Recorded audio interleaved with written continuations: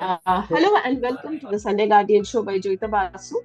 Today I have a very special guest with me, Professor M.B. Nalapat. Uh, he will be, as you know, he's the editorial director of the Sunday Guardian. He's a geopolitical expert. Today he's going to tell me about what is going on in the Middle East or West Asia as we call it, especially in terms of Iran, Israel, and Lebanon.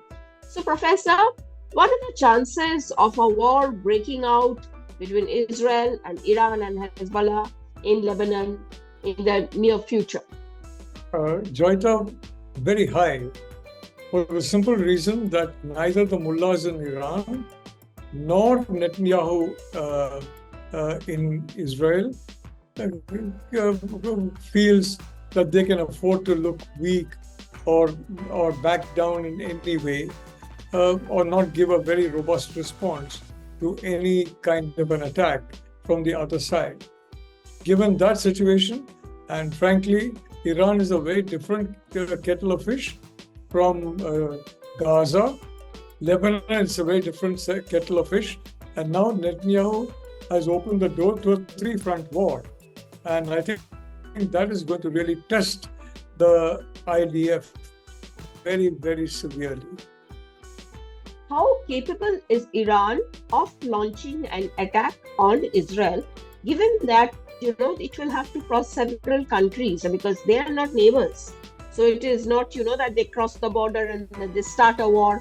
So there are countries like Jordan and all who have already said that we are not going to allow any Iranian missiles, projectiles, whatever they said, we are not going to allow it to cross our territory.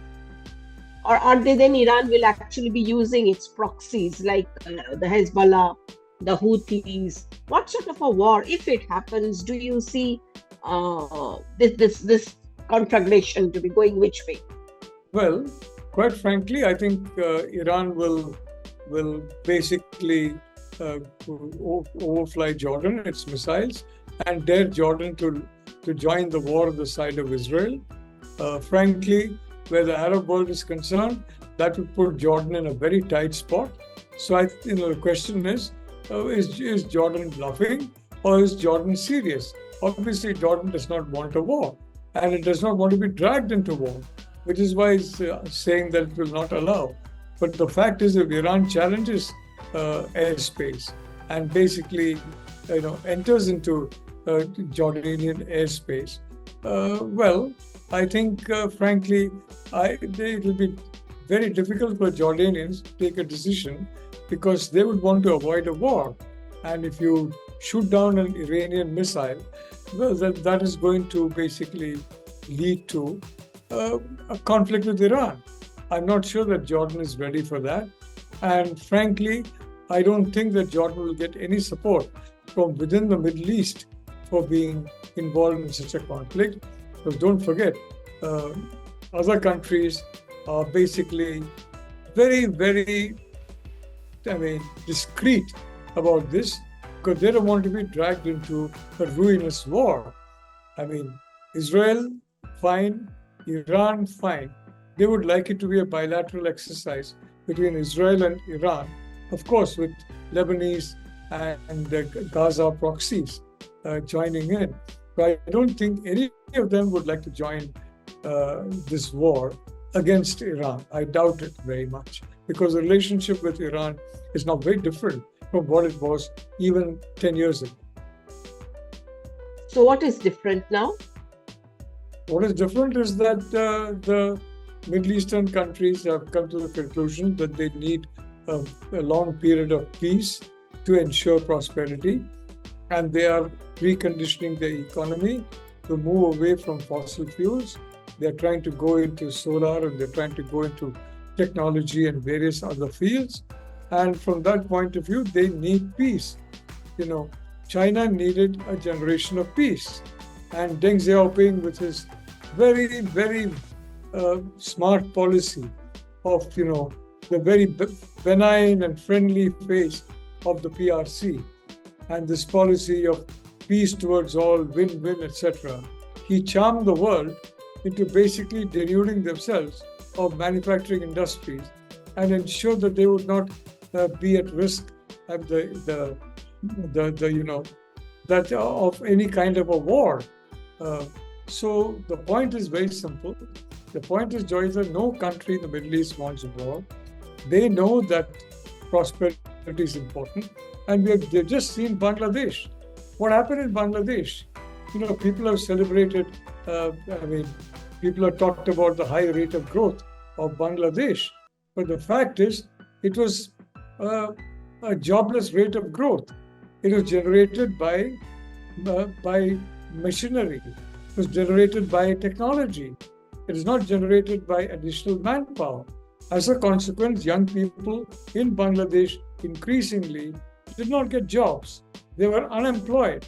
And all this prosperity that they're seeing, this rate of growth of Bangladesh economy, was driven by the ability of machines to replace human beings. And I think there is a limit beyond which that can be done in countries which have a very abundant manpower of human beings.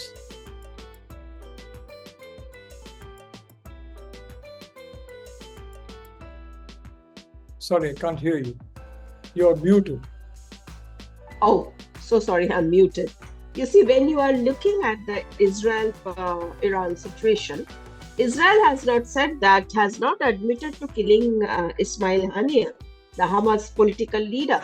And in fact, there is also speculation where it was actually Israel who killed him. Because you see, it was such a huge intelligence failure on Iran's part. So for Iran, is it more of a face-saving exercise than actually, does Iran also actually want to get involved in a war? Well, frankly, Joyeeta, the Ayatollahs, if they're left with no chance, if they're being backed against a corner, they will fight back. And in case it was not Israel, the Ayatollahs would have been very happy about that, because then they could have avoided that war, and they could have gone after whichever force it was that launched those missiles. I doubt very much that it was any other country than Israel. For a simple reason, the other country...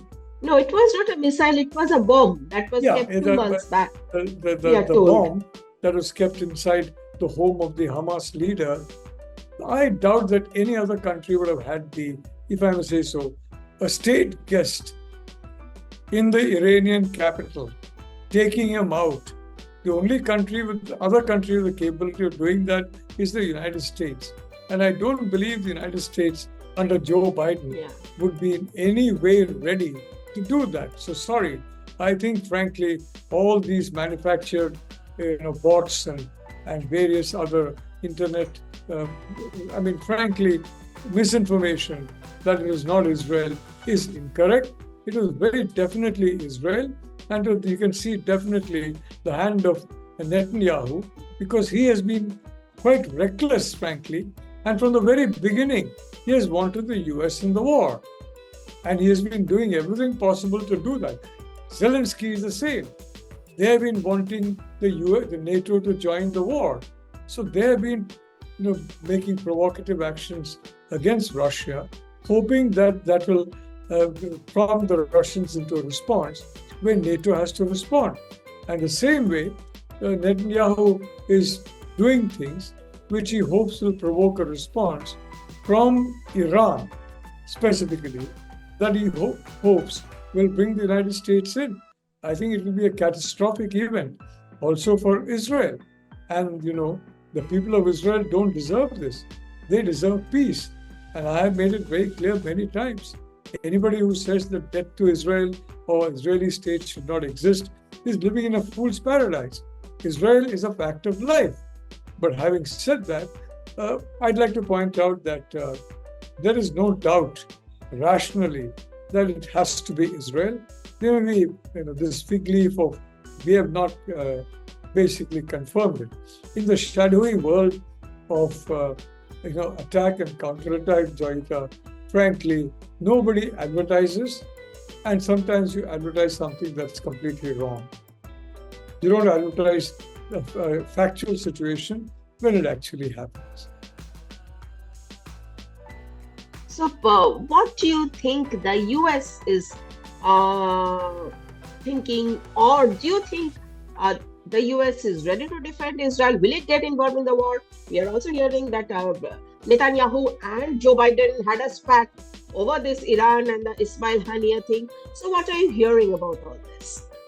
Look, Biden has made it very clear he doesn't want to get involved in a regional war. He has tried to prevent Netanyahu from his exuberant activities. He has failed. Netanyahu needs a longer war to keep him in power, which is why I had suggested in a column that the Supreme Court of Israel should grant him a full presidential pardon so the man does not feel that the choice is between prime minister and going to jail. So sorry, What is happening in the US also with Trump? Look, as far as Trump is concerned, in 2020, he was his own worst enemy. For the next two months or so, we have to see whether he becomes his own worst enemy again and creates a problem. Hillary Clinton was toxic, completely toxic. So even the toxicity of Trump was preferable to the extreme toxicity of Hillary Clinton to many independent voters. But that's not the same situation now, And from that point of view, I'd like to say that we have to see whether Trump, Kamala Harris, is nowhere near as toxic as Hillary Clinton. Stories that she's a Hillary Clinton servant or maidservant and things like that. I'm afraid I have great respect for those who are saying these things, but I don't believe they're correct. So from that point of view, I'd like to say that if Trump does make toxic statements, Joe Biden was regarded as an inoffensive chap, an inoffensive elderly gentleman, and he got elected. Kamala Harris is, in the independent mind of voters, she's not toxic, and she has a very strong support base among segments of the voters that are very important for democratic mathematics to come to power. Yeah, to come back to the US situation. So, would you say that, these differences of opinion between Netanyahu and Biden would encourage Iran and the Ayatollahs to launch an attack on Israel, a serious attack? The Ayatollahs will anyway launch a serious attack on Iran, no matter if Trump is the on president Israel, or Kamala Harris the president or Biden is the president as he is now. Because for them, they have been challenged in a very sore spot. A state guest has been taken out in their capital, in a safe, secure guest house of the IRGC. There's nothing more humiliating than that. And they will want to avenge that humiliation. So sorry, Joyeeta, I don't believe that Iran needs any provocation anymore. They are going to plan a full-scale assault when they're ready, and I think they're preparing the material and they're preparing the plans. When they're ready, they're going to plan an attack. Netanyahu will give a very much more robust counter strike, and that is going to make Iran give another counter strike, and then you have an escalation which becomes a regional war, and which the US will have to get involved in.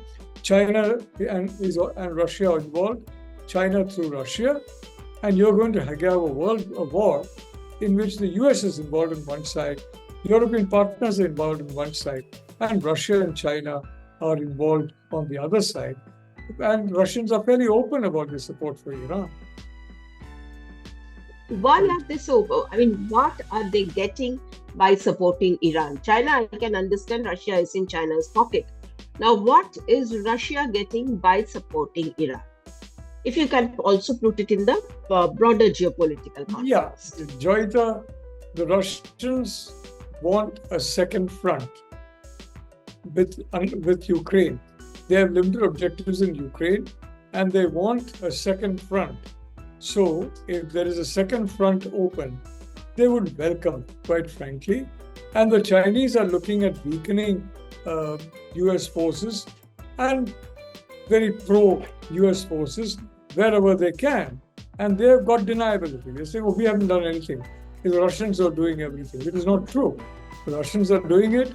I mean, like the North Koreans were doing it earlier, entirely because of Chinese help. So sorry, both China and Russia will be very happy to drag the US into a regional war in which they will play the role of the United States and NATO and provide assistance to those entities, Iran, Hezbollah, etc., fighting, against Israel. So I think that is the situation. One last question, if you don't mind. Yeah, it's okay. I don't mind. The thing is that you see, what are the chances of peace now? Will better sense prevail at all? So, what should be done and what should India do in this? India should call for peace, should call for an immediate de-escalation of hostilities. It's not going to happen. Iran is going to respond. And then the point is, Israel needs to respond with a symbolic counterstrike, and then the whole matter fizzles out. That's the one way, but I don't see Netanyahu doing this, frankly. And that's why, Joyeeta, I suggested this very cynical way of giving him a full pardon so that he does not have to walk straight into jail after he leaves the Prime Minister's office. Thank you. Well, that's a very out-of-the-box thinking. Thank you, Professor, for coming to this show. I'm certain we will be having several more conversations in the future. Thank you once again, and thank you, viewers, for watching. Until the next time.